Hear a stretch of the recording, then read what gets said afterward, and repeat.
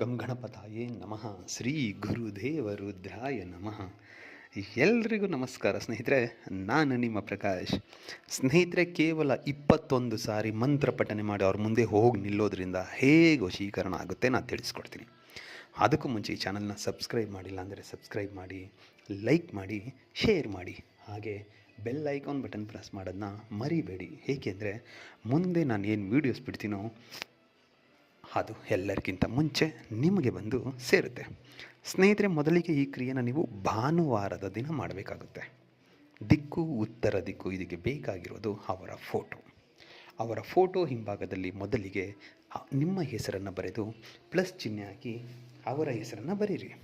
ಬರೆದು ಆದ ಮೇಲೆ ಒಂದು ದಿನ ಭಾನುವಾರದ ದಿನ ಸಮಯ ಫ್ರೀ ಮಾಡಿಕೊಂಡು, ಅಂದರೆ ಅವತ್ತು ಮಾಂಸ ಎಣ್ಣೆ ಸೇವನೆ ಮಾಡಬಾರ್ದು. ಈ ಕ್ರಿಯೆ ಮಾಡೋ ದಿನ ಆದ ಮೇಲೆ ಅವತ್ತು ಅವರ ಫೋಟೋ ನಿಮ್ಮ ಬಲಗೈಯಲ್ಲಿ ಇಟ್ಕೊಂಡು ನಾನು ಏನು ಮಂತ್ರ ಕೊಡ್ತೀನೋ ಈ ಮಂತ್ರನ ಕೇವಲ 21 ಸಾರಿ ನೀವು ಅವ್ರ ಮುಂದೆ ಹೇಳಬೇಕಾಗುತ್ತೆ. ಅದಕ್ಕೂ ಮುಂಚೆ 1008 ಸಾರಿ ನೀವು ಸಿದ್ಧಿ ಮಾಡ್ಕೋಬೇಕಾಗುತ್ತೆ. ಸಿದ್ಧಿ ಯಾವಾಗ ಮಾಡಬೇಕು?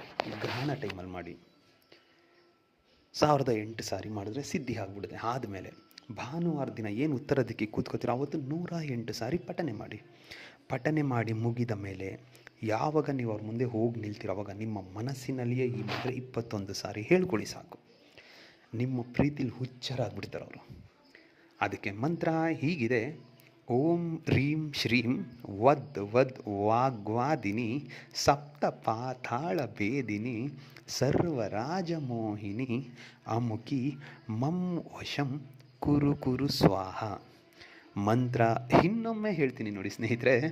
ಓಂ ರೀಂ ಶ್ರೀಂ ವದ್ ವದ್ ವಾಗ್ವಾದಿನಿ ಸಪ್ತ ಪಾತಾಳ ಭೇದಿನಿ ಸರ್ವರಾಜಮೋಹಿನಿ ಅಮುಖಿ ವಶಂ ಕುರು ಕುರು ಸ್ವಹ. ಮಂತ್ರ ಹೇಳೋದ್ರಲ್ಲಿ ಎಷ್ಟು ಮಜಾ ಬರ್ತಾ ಇದೆ ನೋಡಿ ಸ್ನೇಹಿತರೆ. ಅಷ್ಟು ತುಂಬ ಅರ್ಥಗರ್ಭಿತವಾಗಿ ಮಂತ್ರ, ಅಷ್ಟೇ ಪವರ್ಫುಲ್ಲಾಗಿದೆ ಈ ಮಂತ್ರ. ಈ ಕ್ರಿಯೆನ ಮಾಡಿ, ಖಂಡಿತ ನಿಮಗೆ ರಿಸಲ್ಟ್ ಸಿಗುತ್ತೆ. ಅಮುಖಿ ಅನ್ನೋ ಜಾಗದಲ್ಲಿ ನಿಮಗೆ ಬೇಕಾಗಿರೋ ಹೆಸರನ್ನು ಸೇರಿಸ್ತಾ ಮಾಡಿ ಆಗುತ್ತೆ. ನಮಸ್ಕಾರ.